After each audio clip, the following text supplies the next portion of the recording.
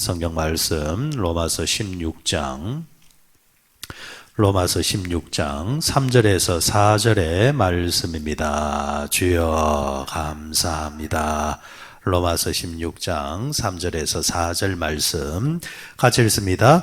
너희는 그리스도 예수 안에서 나의 동역자들인 브리스가와 아굴라에게 문안하라. 그들은 내 목숨을 위하여 자기들의 목까지도 내놓았나니 나뿐 아니라 이방인의 모든 교회도 그들에게 감사하느니라. 아멘.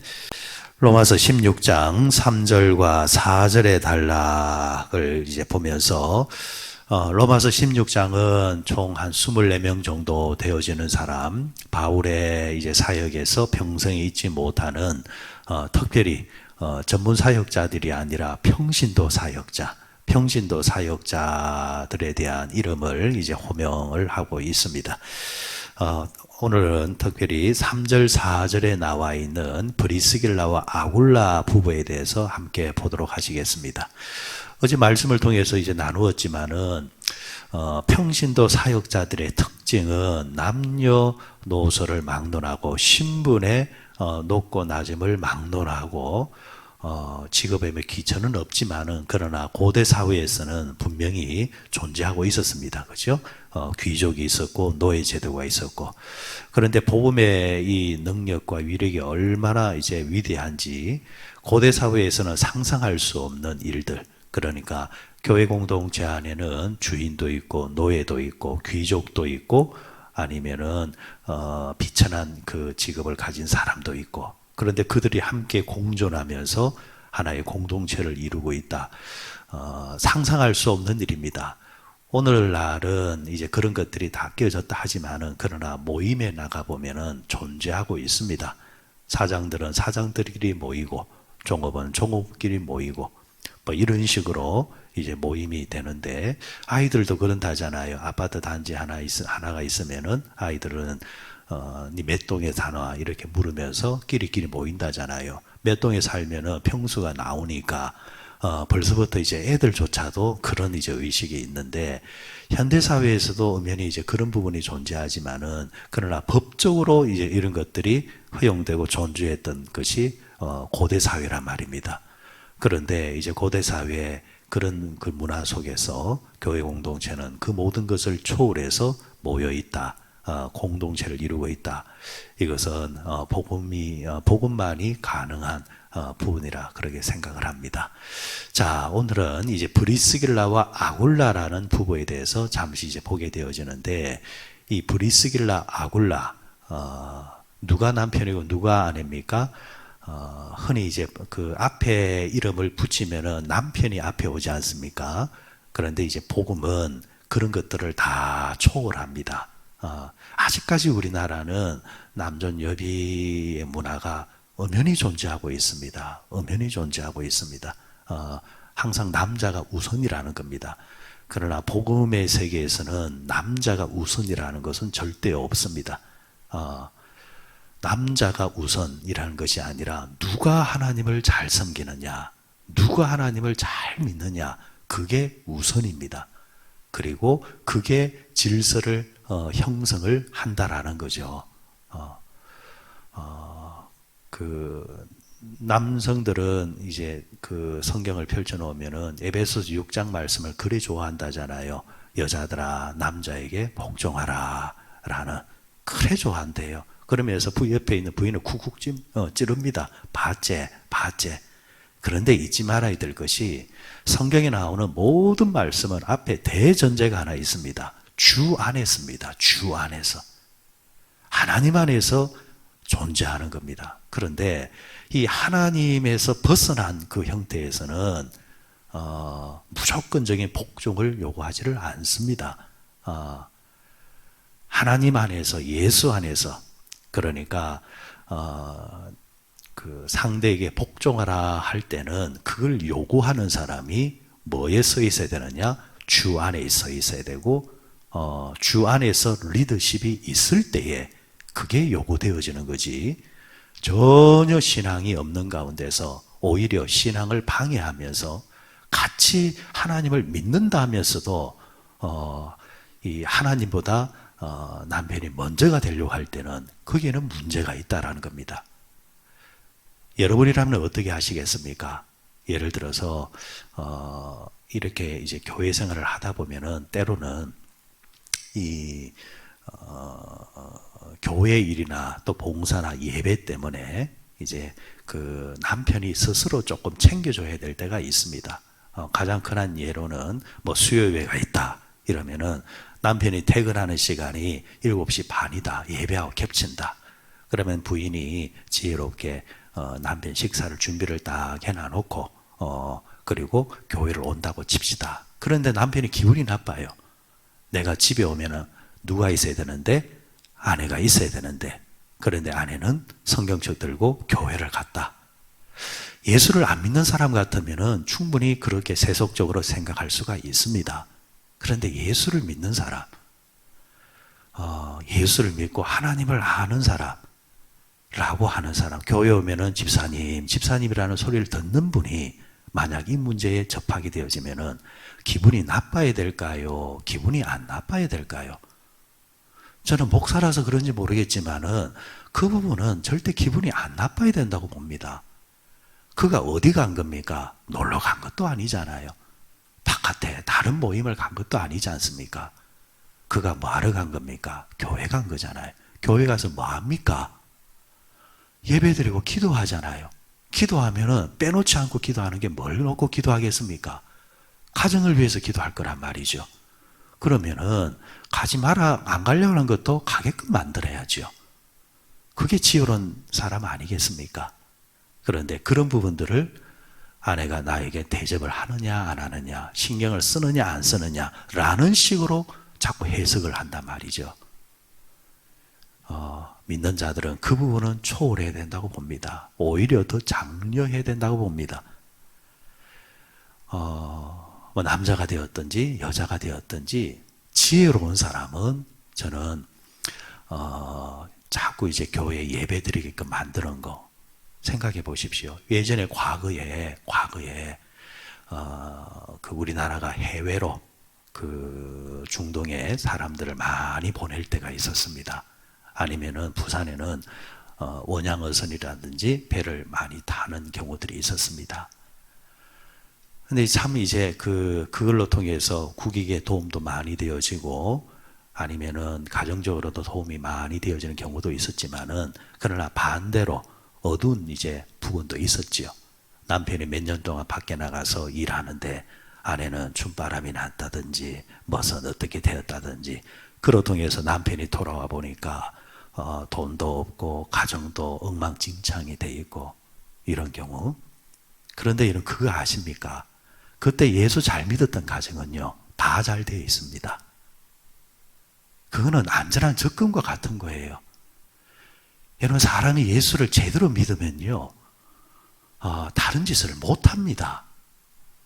사람이 보고 있는 것이 아니라 누가 보고 계시니까 하나님이 보고 계신데 이 하나님이 보고 있다라는 이 의식은요 이거는 세상 그 어떤 것보다도 가장 이제 안전하게 맡길 수 있는 담보와 같은 겁니다. 그런데 어리석은 사람은 그것조차도 아니라는 거예요. 사람은요 억압하기 시작하면은 어떤 형태로든지 튀어나가기 시작할 수밖에 없습니다. 그런데 예수 안에는 자유가 있습니다. 예수 안에는 영적인 자유가 있기 때문에 그 영적인 자유는 거룩한 것이고 깨끗한 거고 아름다운 것이기 때문에 절대 다른 게 들어갈 수가 없습니다. 그래서 여러분 우리 믿는 자들도 그 지혜는 항상 있어야 되는 거예요. 그 지혜. 제가 평신도라고 한다면은 도시락 싸들고 가라 할 겁니다. 왜? 그게 오히려 잘 배우고 잘 신앙이 성숙하면은 그 수혜가 누구한테 돌아오기 때문에 가정한테 돌아오기 때문에 그런 거예요. 자, 브리스길라 아굴라 이 부부 고대 사회에서 남성 우월주의가 엄연히 존재하고 있는 고대 사회입니다. 유대인들은 우리나라보다 더 했습니다. 숫자에도 넣어주지도 않았습니다. 그런데 브리스길라 이 여인이 남편보다 앞에 있습니다. 영적 질서를 이제 말하는 겁니다. 그런데 저는 더 대단한 것이 브리스길라가 아니고 아굴라입니다. 아굴라. 남자임에도 불구하고 어떻게 보면은 기분에 거슬릴 수 있음에도 불구하고 전혀 그러지를 않습니다. 오히려 부인이 열심히 할 때에 그 부분을 보조하면서 부부가 같이 평신도 사역자로서 크게 일조를 합니다. 그럴 때에 덩달아 그의 이름도 성경에서 기록해주고 있더라는 겁니다. 자, 브리스길라 아굴라가 어디 출신이냐 하면은 본래는 유대인입니다. 그런데 이 유대인들이 일찌감치 로마에 가서 정착을 한 겁니다. 로마에 가서 정착을 딱 했는데 문제는 이 로마 황제 중에서 글라우디아라는 그 유명한 황제가 있습니다. 뭐로 유명하냐니까 기독교를 많이 핍박했던. 그런데 이 사람이 특히 유대인들을 몸서리치기 싫어했던 사람입니다. 그러다 보니까 어느 날 로마에서 추방령을 내립니다. 로마 경내에 있는 모든 유대인들은 로마에서 다 나가라는 겁니다. 법으로. 법으로 이렇게 밀어내니까 그때에 쫓겨난 사람이 바로 브리스길라와 아굴라인데, 쫓겨나서 어디로 갔느냐 하니까 고린도로 가게 됩니다.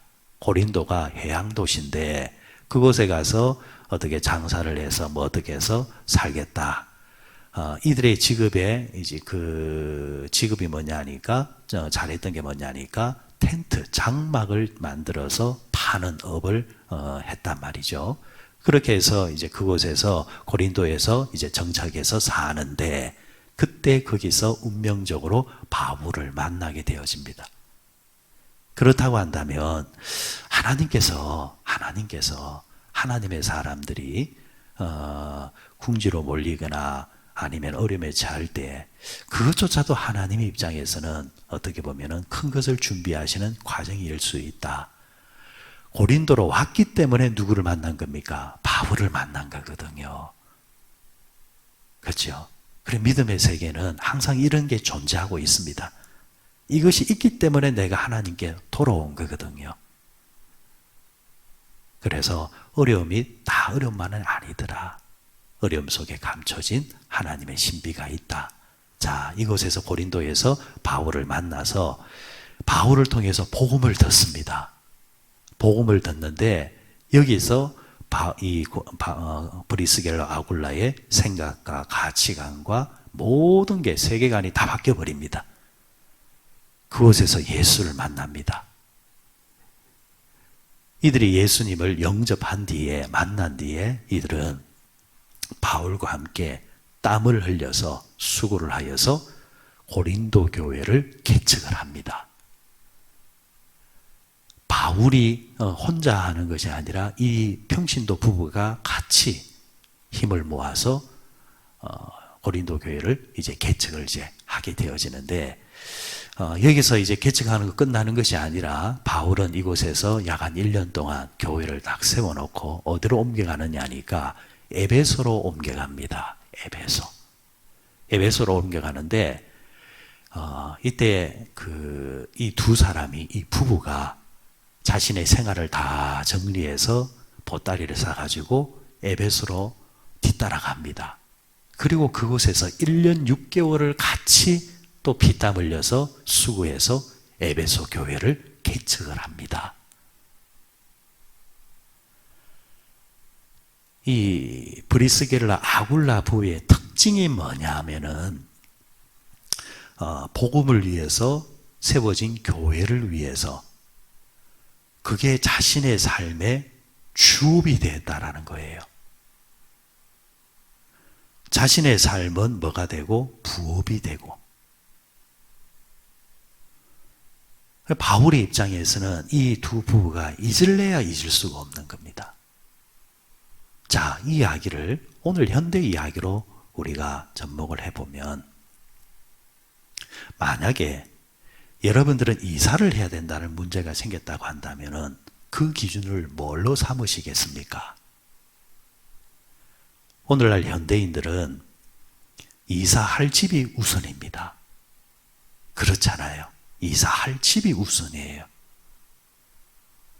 그러나 성경에 등장하는 성경의 아름다운 이야기 문화는 이사할 집이 아니라 내 교회가 어디 있느냐라는 겁니다. 그걸 중심으로 모든 게 돌아가는 겁니다. 구약시대, 이 정신은 어디서 왔느냐 하니까 구약시대 때에 이스라엘 백성들이 광야 40년을 생활하잖아요. 그때 진영을 몇 개로 나눴느냐? 12진영으로 나눕니다. 각 지파별로.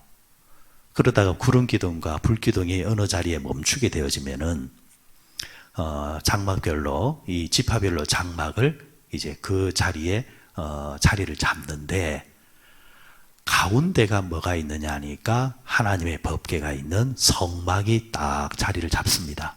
그러면 그 성막을 중심으로 모든 지파별의 텐트가 쳐집니다.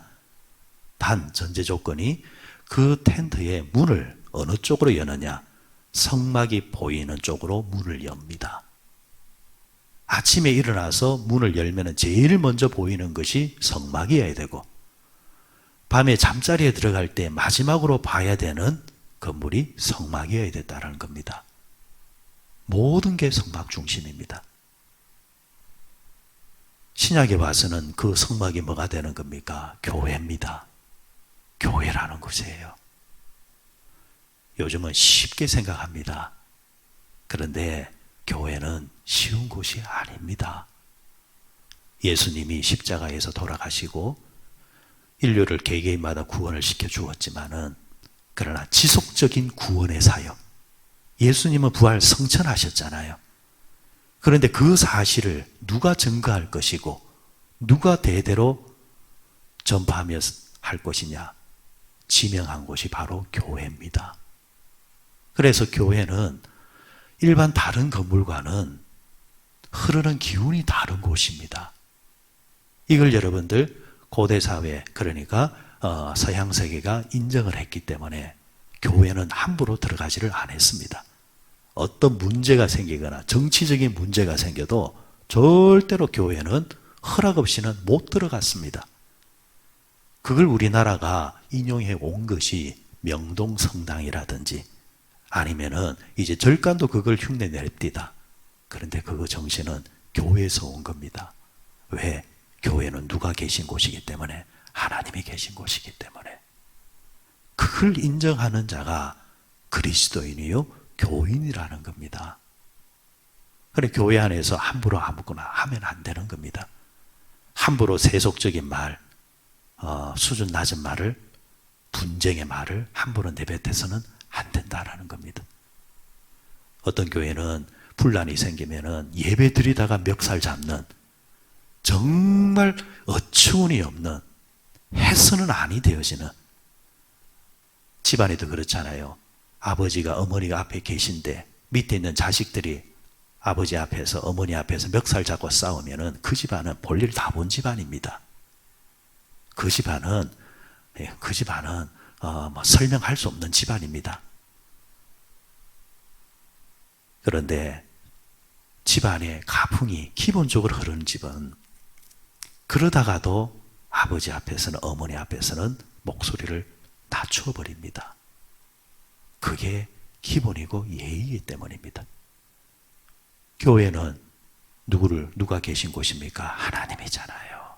하나님. 그걸 인정할 줄 아는 자, 그분이 바로 교인입니다. 교인.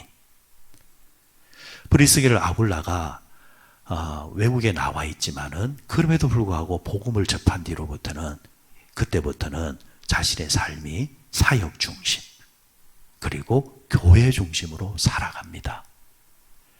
자, 그렇게 사니까 바울이 이 부부에 대해서 뭐라고 표현했는가 보십시오. 3절에 보시면은, 4절이네요. 4절에 보시면은, 그들은 내 목숨을 위하여 자기들의 목까지도 내놓았나니 나뿐만이 아니라 이방인의 모든 교회도 그들에게 감사하느니라. 뭐까지 내놨다라는 겁니까? 목까지도 내놨다는 겁니다. 목까지도 내놨다는 말은 생업까지 다 내놓았다라는 겁니다. 생업까지. 부업이 하나님의 나라요. 주업이 하나님의 나라요. 자신의 일이 부업이었다는 겁니다. 그 부업이 뭘 위해서? 주업을 위해서 존재했다라는 겁니다. 그러니까 바울이 이걸 아니까 자신의 생계까지 내놓는 부부니까 이들을 잊지 마십시오 라고 기록해 놓은 겁니다. 실제로 이 본문을 가지고 한 400여 명 되어지는 교회에서 설문조사를 했대요. 저는 아니야만 못하다고 봐요. 그렇게 할 필요가 없을 것 같아요. 뭐라고 했냐니까 브리스길라 아굴라처럼 앞으로 이 교회를 위해서 목까지도 내놓으면서 신앙생활하는 사람은 어떻게 체크하시오. 이렇게 400여 명한테 물었더만 3명이 이제 예스라고 나옵니다. 그냥 손들라 하면은 들겠죠. 그런데 그냥 무기명으로 표시를 하라니까. 쉬운 길이 아닙니다. 그러나 쉽지 않기 때문에 상급이 크고 영광이 크다라는 겁니다. 쉬운 거면요 아무나 다 상 받죠. 그렇죠? 결국은 여러분 성경은 제시할 뿐입니다. 여러분에게, 우리에게. 이 길이 있고 이 길이 있다. 안 가르쳐주고 나중에 할 수는 없으니까 다 공평하게 말씀을 해줍니다. 해주놓고 선택하라는 겁니다. 자, 답을 가르쳐주고 선택하라 할 때에 선택 못하는 사람은 나중에 하나님 앞에서 변명의 여지가 없습니다. 다 가르쳐줬지 않느냐. 그런데 이 말씀을 받을 때마다 그래, 이렇게 살아야지. 결국에는 내가 하나님 앞에 서는 자로서 하나님 앞에서 상을 받아야지. 그래, 내 남은 생에 살아갈 때에 브리스길라와 아굴라처럼 또 로마서에 기록되어진 이 아름다운 사람들처럼 나도 그렇게 한번 살아봐야지. 지금까지 살아온 인생은 내가 그렇게 살았다 할지라도 그러나 이제는 지혜롭게 준비하는 인생을 살아야지. 이렇게 사는 자, 그 사람이 지혜로운 자요, 똑똑한 자요, 현명한 자입니다. 오늘도 이 말씀을 우리가 받으면서 기도하실 때에 하나님, 우리 가족이, 우리 집안이 이런 집안 되게 하시고 내 아내가 브리스길라처럼 이렇게 하나님의 나라를 위해서 아름답게 서해지는 여종 되게 하시고 하나님, 내 남편이 아굴라처럼 하나님 나라와 복음을 위해서 기도까지 쓰이는 가문이 남편이 되어서 참 좋겠습니다. 하나님 나라에서 기억되어지는 귀한 가정 되게 해주십시오 라고 또 기도하시는 또 이 아침 되시기를 주의 이름으로 축원드립니다.